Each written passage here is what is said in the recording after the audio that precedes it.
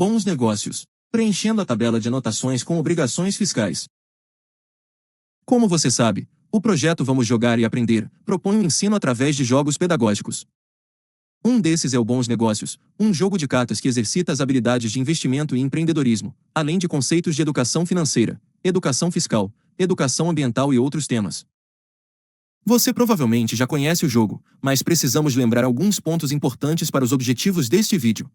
As partidas se dividem em 3 fases. Fase 1, compra de produtos, realizadas através de lances. Fase 2, venda de produtos, também realizadas através de lances. Fase 3, obrigações e desafios inerentes a qualquer negócio empresarial. Um dos componentes do jogo é a tabela de anotações, que permite verificarmos a importância de mantermos o controle sobre todas as nossas operações financeiras. O modelo de tabela que será tratado neste vídeo é utilizado em conjunto com a roleta das obrigações, incluída no jogo a partir de abril de 2024. Você pode ter acesso e fazer o download desse material acessando o endereço apresentado na tela.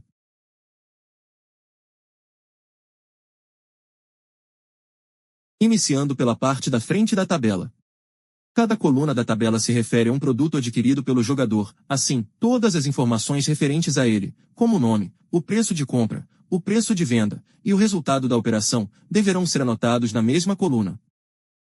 Para facilitar ainda mais o seu entendimento, vamos simular o preenchimento da tabela de anotações, baseados em uma partida com 4 jogadores, devendo acontecer então 6 disputas de compra e 6 disputas de venda de produtos.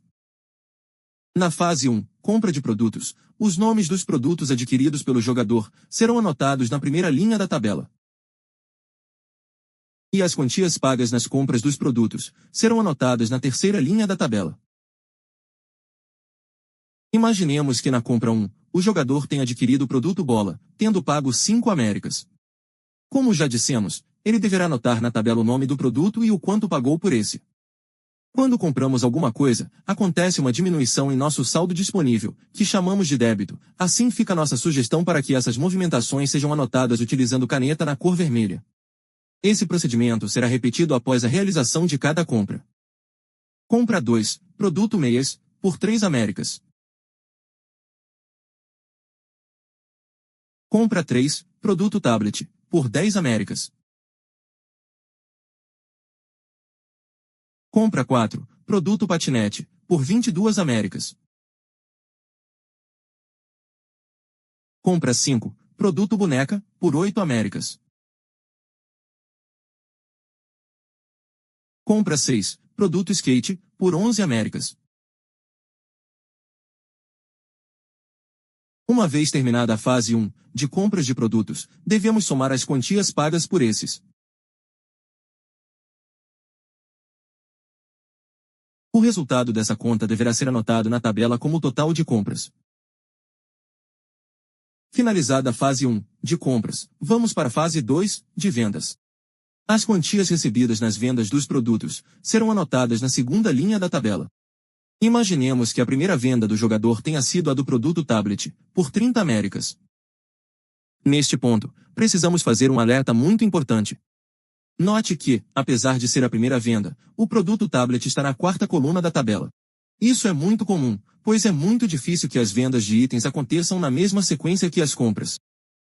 Assim, é importante que o jogador preste muita atenção e anote os preços de venda nas colunas corretas de cada produto vendido.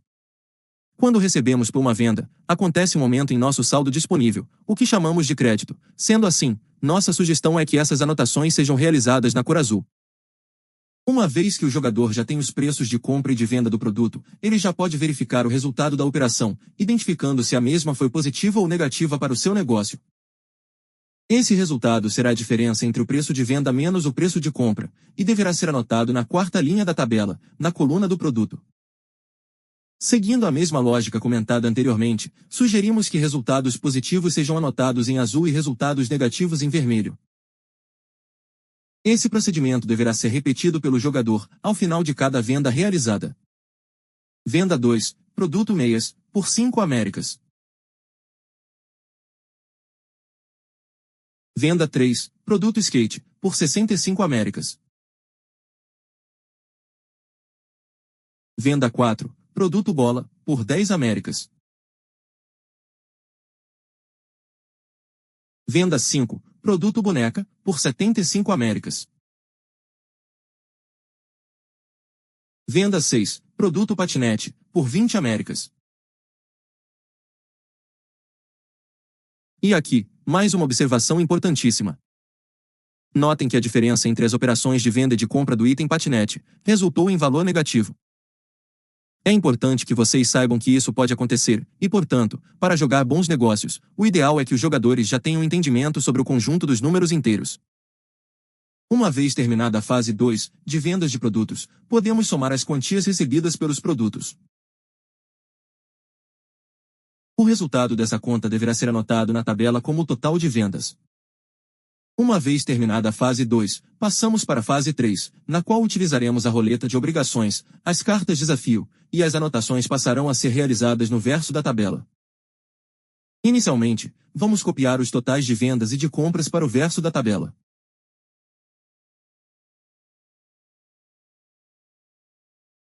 Uma vez que todos tenham anotado esses totais, no verso da tabela, cada jogador irá rodar uma vez a roleta das obrigações.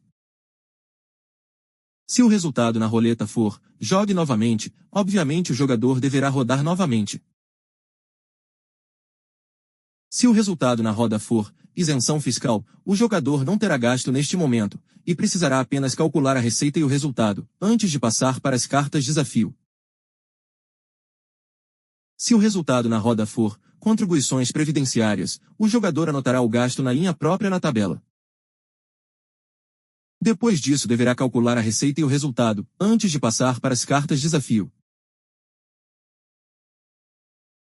Se o resultado na roda for taxa de funcionamento, o jogador anotará o gasto na linha própria na tabela. Feito isso, deverá calcular a receita e o resultado, antes de passar para as cartas desafio. Se o resultado na roda for imposto sobre vendas, o jogador irá calcular o imposto sobre o seu total de vendas, e anotará na linha própria na tabela. Feito isso, deverá calcular a receita e o resultado, antes de passar para as cartas desafio.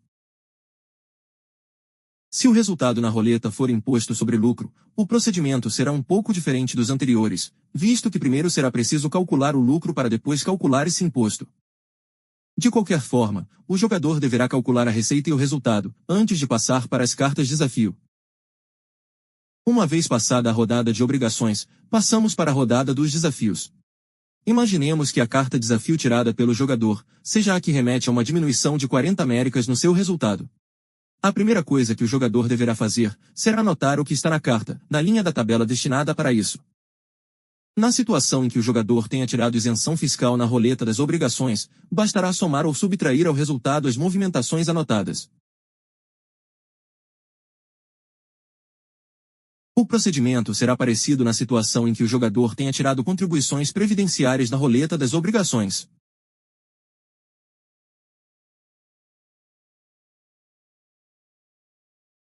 Da mesma forma para a situação em que o jogador tenha tirado taxas de funcionamento.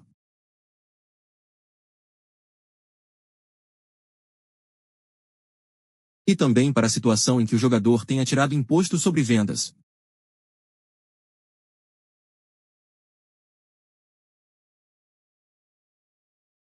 Já para a situação em que o jogador tenha tirado imposto sobre lucro, o procedimento será um pouco diferente. Primeiro calculamos o lucro ou o prejuízo. Caso o resultado seja de lucro, o jogador precisa calcular o imposto conforme a orientação da roleta das obrigações. E aí sim, finalmente o total.